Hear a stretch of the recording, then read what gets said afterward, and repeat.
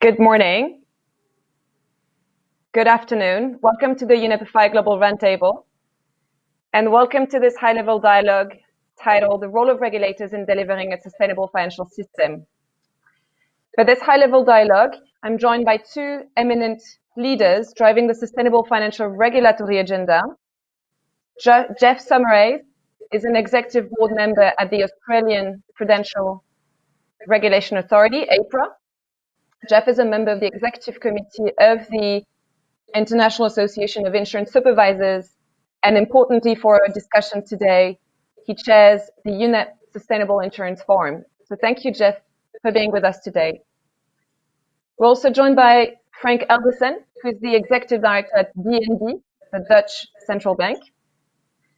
Frank holds a number of strategic chairing positions in the sustainability arena. He's been a chairman of the Dutch Sustainable Finance Platform since 2016. Since 2018, he's been the chair of the NGFS, a network of central banks and supervisors for greening the financial system. And last but really not least, Frank is a member of the supervisory board of the European Central Bank. And a week ago, the Eurogroup, Frank, I had supported your candidacy for the position of a new member of the ECB's executive board. I understand this is in progress, but congratulations, nevertheless. Thank you, Frank, for joining us. Sure. We're here to discuss how the finance system is responding to some of the greatest international and intergenerational responsibility, that is to drive global economies and societies to manage the carbon risk, restore biodiversity, manage water scarcity, and all of that while maintaining and improving societal outcomes. And so we are here to discuss the great momentum that's building up from the finance regulatory arena.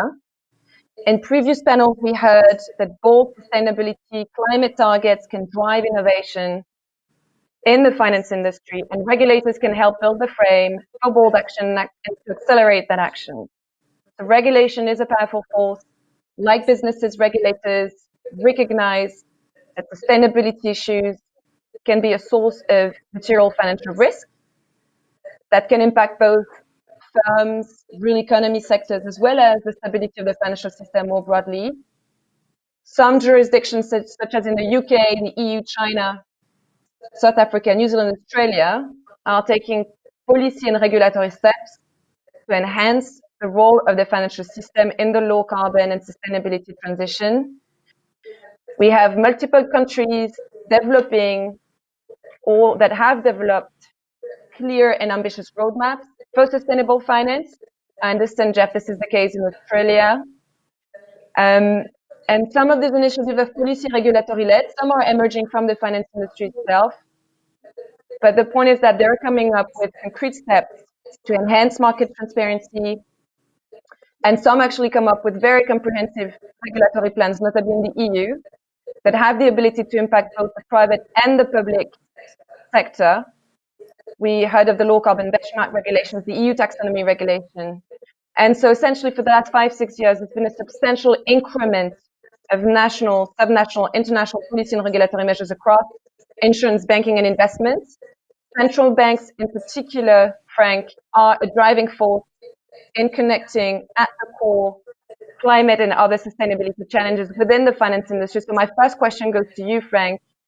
How much progress can we report on in terms of central banks integrating climate and sustainability risk within their supervisory and regulatory mandates? Well, thank you very much, Elodie, and thank you for having me here. And great to see you here, Jeff. Always a great pleasure us cooperating. Let me say this to start off with. Contributing to the development of environmental and climate risk management in the financial sector, that is indeed what the NGFS, the Central Bank and Supervised Network for Greening the Financial System, has been working on since its inception now almost 3 years ago. And maybe to say 2 or 3 words on the NGFS. We started with 8 central banks and supervisors around the world, and now we have 72 members scattered around on 5 continents, 13 observers, and one, and that is maybe the most important thing, one shared conviction. And that is that climate change is a systemic risk. threatening economies and financial systems around the globe. And that central banks and supervisors, as guardians of financial stability, have both the mandate and the means and the obligation to do something about that. So what are we doing? Together, we are working to reduce the costly financial risks that climate change creates. We have joined forces on analytical work. We share best practices in our large network, and we publish reports to exchange knowledge and to inspire others on how to integrate climate and environmental risks into our core tasks. So, directly to your question, how to anchor, if you like, risk management and risk reporting in financial regulation. First of all, I think it is important that we understand that a lot can already be done under the existing framework of the existing financial regulation.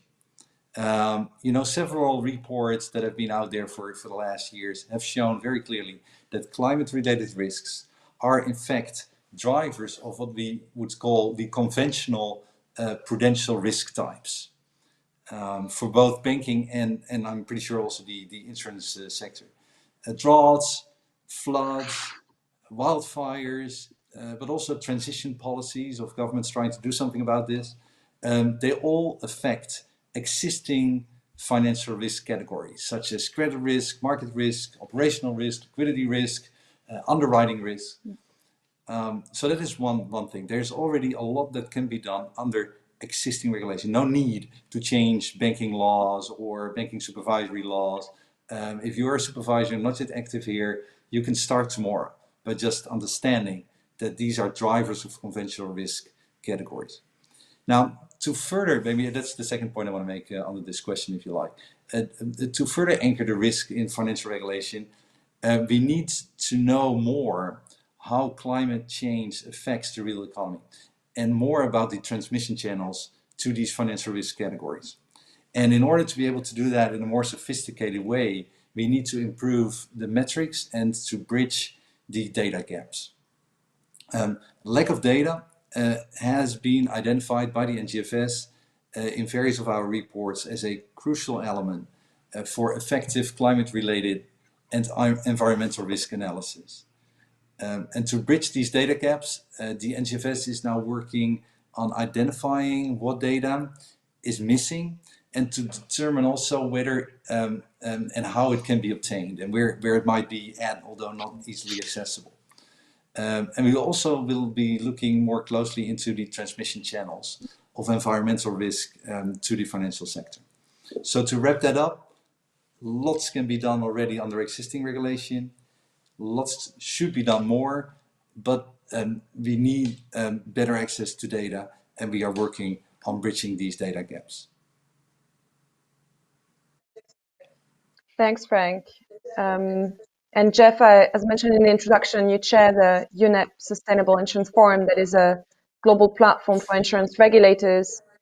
Can you tell us how insurers and more specifically insurance regulators progress on this agenda around the integration of management of risks, of climate sustainability risks in their frameworks?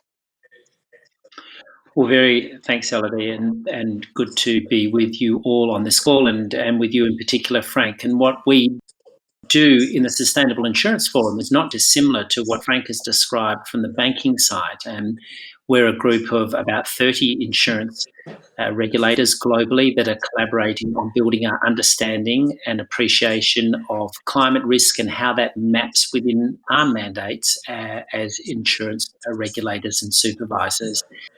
And like Frank has outlined, we find that there are many connection points with existing regulation, but we've had to build those links for supervisors and insurance firms in some cases to understand how those risks map back to existing obligation.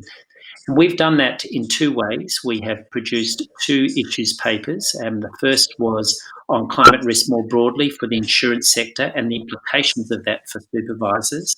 The second was on the insurance sector's adoption of the TCFD framework. And we found that while most insurers globally thought that climate was a significant risk for their business, only about a quarter of insurers by number were actually doing something about that. And we felt as insurance supervisors quite confronted by that, and we put out a paper on that. And we're now bringing those two papers together in cooperation with the international and global standard setting body for insurance, the IAIS, and we are mapping those risks back into a set of what is called insurance core principles. And these insurance core principles guide the way the regulatory framework works for all insurers globally. And so we see this as very significant because what we want is globally consistent approach to an international sector, and the way supervisors in one jurisdiction approach it is similar to others. And we're achieving this in an application paper which will guide supervisory practice, and that has been released for consultation in the next couple of months. Okay, thank you. And to give perhaps a more concrete example in terms of what those papers recommend to the insurance regulators. Peter, focus on the Australian context. Can you explain what that means for APRA, for example, for the Australian Supervision Authority? Yeah, so in Australia, we are guided by the same, as an insurance supervisor, we are guided by the same insurance core principles. So when the International Monetary Fund, the IMF, comes into Australia and does what is called an FSAP, or a financial sector assessment process, which they do in all jurisdictions globally, every, 5 to 7 years, they will assess how we are supervising firms against those insurance core principles. And now, having climate risk mapped into those insurance core principles, they will want to be in Australia, as they will be in many other jurisdictions, understanding how regulators are supervising climate risk. Here in Australia, we have been working cooperatively not only as a Prudential supervisor, but with the conduct regulator ASIC and with the Reserve Bank, the Reserve Bank of Australia, and we have formed amongst those three regulatory bodies a climate change working group in what's called the Council of Financial Regulators, and we have made sure that we have consistently signalled and set expectation to industry over how we see this as a material risk and our expectations. And we are pleased to see that industry's responded very proactively, and there are a number of industry initiatives which are now taking the lead on some of the issues that Frank has referenced around measurement standards, taxonomy, and working collaboratively with us as regulators to advance the overall business community capability in this area. And where are we on mandating more transparency and disclosure within the financial industry? I understand, Frank, you need data, you need metrics to understand what's happening and potentially advise central banks on taking measures. The same for insurers. So, Frank, how is the transparency agenda going with central banks around climate risks? Right. Well, what I said earlier, the NGFS is looking into this. We now have a work stream that actually looks at these data. There's of course various jurisdictions, the European Union being one of them, that is being very proactively seeking to enhance also legislations in terms of non-financial metric the publications and the disclosure requirements. So there's lots of action. Maybe now that you gave me the floor, to also make the step towards not just the management of risk, but also to see how we then can impact the change to a more sustainable financial sector and a more sustainable economy, if you like, Elodie. I could maybe elaborate a little bit on that as well, as that was one of the things that you... I would love to, but I would also like to hear from Jeff about transparency in Australia and how this is being taken up by APRA. So we have spent the last 2 to 3 years building engagement, understanding, and regulatory nudge. We have made it very clear that it is our expectation that the TCFD framework, particularly by our larger, more sophisticated firms, is adopted. And while we haven't mandated, we've taken a stance that if not, why not? So if you are not adopting this, you need to have a very good reason as to why you wouldn't do that. And that position has also been taken by the conduct regulator. It's been also referenced by the Reserve Bank, and a parliamentary inquiry into climate-related risks also referenced that the TCFD framework was the global standard which firms should adopt, and we've seen listing requirements for the Australian Stock Exchange and others. But we've stopped short of mandating, but I think that is with good cause, because some of the issues Frank referenced about taxonomy modelling and measurement standards still has a little way to go. But we will end up at a mandated state in many jurisdictions globally in the not too distant future, is my view. Okay, thank you. Excellent. And so, indeed, Frank, moving towards achieving carbon neutral economies, restoring our biodiversity, and achieving our sustainable development goals. How does that work for financial regulators? Because recognizing and acknowledging the utmost importance of a resilient financial system, we also see regulators that have started to focus measures and instruments on real economy outcomes. So going beyond risk management, how does that work for central banks and regulators? Sure. Well, I think the natural starting point is, of course, risk management for us. That is in our genes. That's in our DNA. That's in our statutes, if you like. So that's where we start. And actually, that also, in and on itself, although it starts with risk management, has an impact. There's many examples of us doing research at the banks being supervised, looking at risks, and then banks seeing the opportunity side of that same coin, and then visiting their clients and changing things in a more greener way. For example, in commercial real estate is a very clear example of that. But more generally, by having a better risk assessment, better asset valuations in terms of environmental risks and climate risk, this will lead to these risks being managed better, and that in the end will make money flow from less green to green. That is the first thing that I would like to say. Second, still on risk and pricing, is a carbon price. It would, of course, tremendously help if there were to be an ever increasing, if possible, more international, meaningful carbon prices, having an ever broader scope of economic activities and sectors. And what we talked about before, a disclosure framework that goes with that would help a lot. That is maybe the first category of aspects. Second, and I think Jeff already very well explained it, but to just add a little bit to that, the convening power. Convening power that central banks and supervisors have, just like the UNEP FI today has, bringing all these people now watching us together. That is something that central banks and supervisors can do and do. Within the Netherlands, since 2016, I chair what we call this platform for sustainable finance, in which we bring together, very much like what Jeff said in Australia, the private sector, the public sector, also universities, lots of work streams and working groups, digging into the various themes and details of this work, and us not being able, as you put it very well, Jeff, not being able to mandate and to oblige financial firms to take certain actions. Yes, on the risk side, but not on the impact side. But by using that convening power, by discovering, if you like, together the various possibilities there are, we can certainly help to bring this issue further.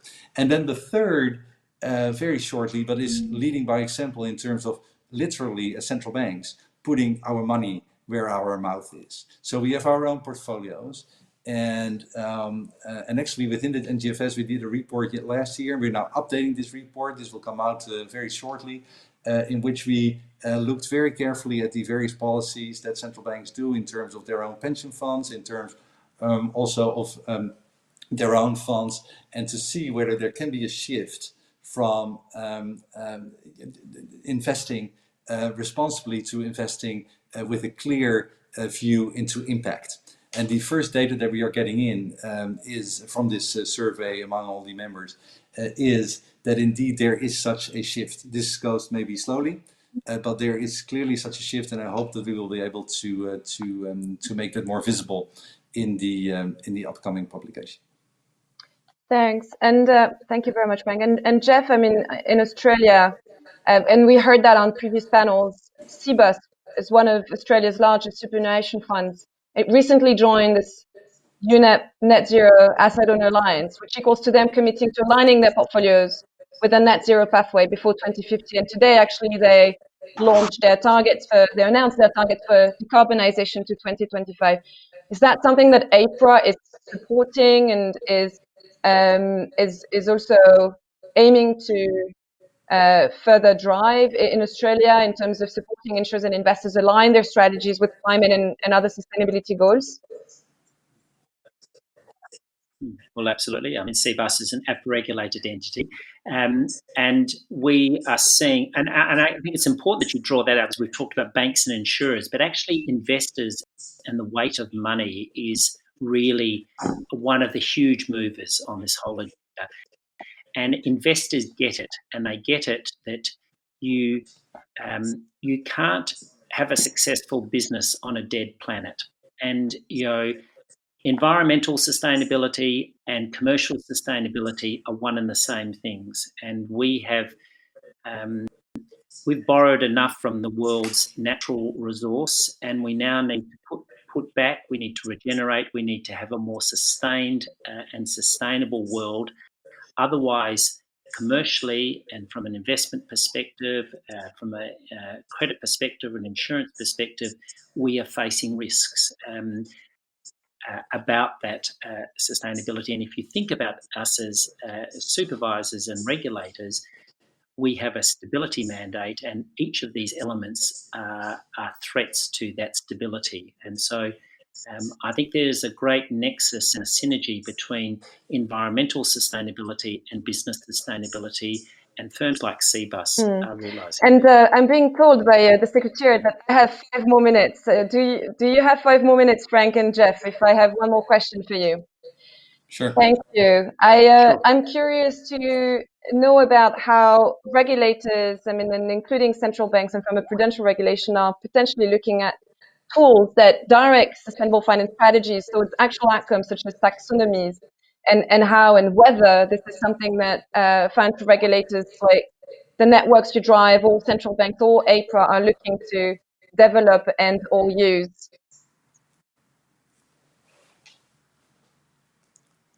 Frank, if you want to go first. Okay, sure. we are both being modest. Well, the NGFS will not be in itself in the driver's seat in terms of drafting taxonomies. That is something for others to do. But we do see that this is extremely important. So in our various reports, also in our first report, we have actually called for taxonomies to be drafted. We welcome those that are there. The Chinese started with this some time ago already. There's now, of course, the EU taxonomy. There's some others out there. We asked for them to be as compatible as possible. And I think that it's of huge importance that we have a common vocabulary that we can then use in many ways. In risk management, although there it would be helpful if I just focus a little bit on the European, the EU taxonomy, that it's not just a vocabulary or a categorization, if you like, of various shades of green, but we should also have the other side of the coin, the various shades of non-green, if you like. So there is further work to be done. There is the possibility also in the regulation to actually do that after some years. So I would encourage the lawmakers to actually take on that work and do that. It would help in terms of risk management. It would be very interesting also to see whether central banks in their own risk management, also in their monetary policy operations, can be using these taxonomies. So I think that this is a very important piece of the puzzle. Thank you, Jeff. How is that in Australia? Yeah, I think as referenced earlier, what has been very pleasing is this community and collaboration between a range of different stakeholders. Now, sure, there has been a regulatory nudge on these issues, but we have seen in Australia a number of bodies emerge. One called ASFI, the Australian Sustainable Finance Initiative, which is a very broad coalition of banks, insurers, and pension funds, which is mapping out a sustainable roadmap for the financial services sector. The investor group on climate change, which represents all the big pension funds, like one of the ones you mentioned earlier, has been very active in developing capability of the investment sector. And to the issue of taxonomy, again, a group of banks and insurers have come together in their own accord, called the Climate Measurement and Standards Initiative, the CMSI initiative, and they are developing a set of taxonomies as it specifically relates to some of the Australian circumstances around natural catastrophes, and getting that being voluntarily adopted by the insurers and the banks. Interesting for us as regulators, we will next year do a vulnerability assessment of both physical and transition risks for the major institutions in Australia, influenced by the work that Frank and his team is doing on the various different scenarios.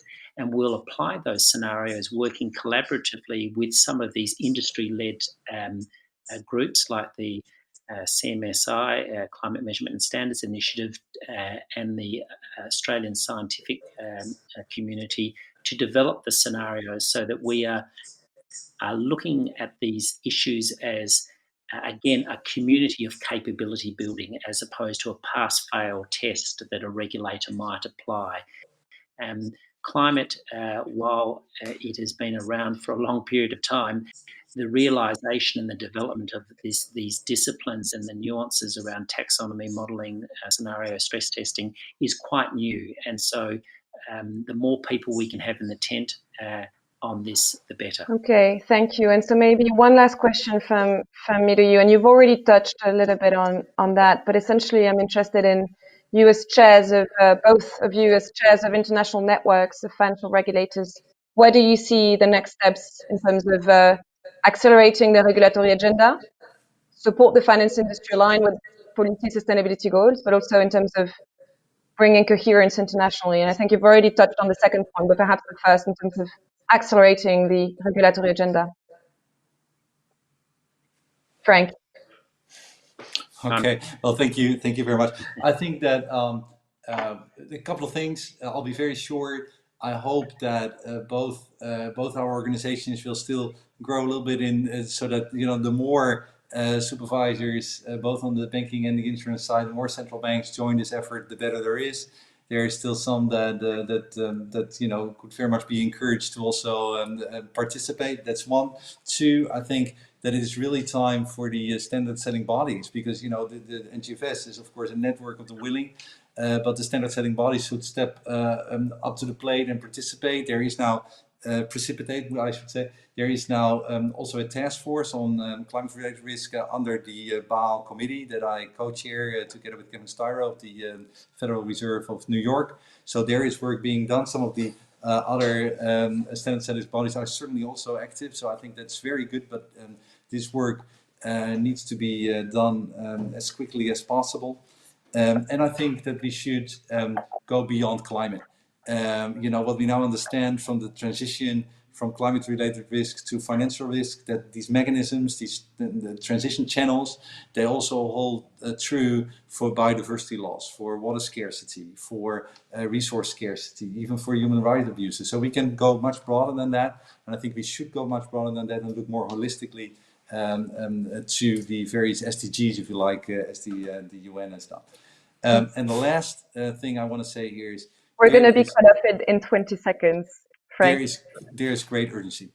We should have done all this work after the Rome report in the 70s, and we didn't. we lost half a century. We must do it very, very quickly in a very determined way.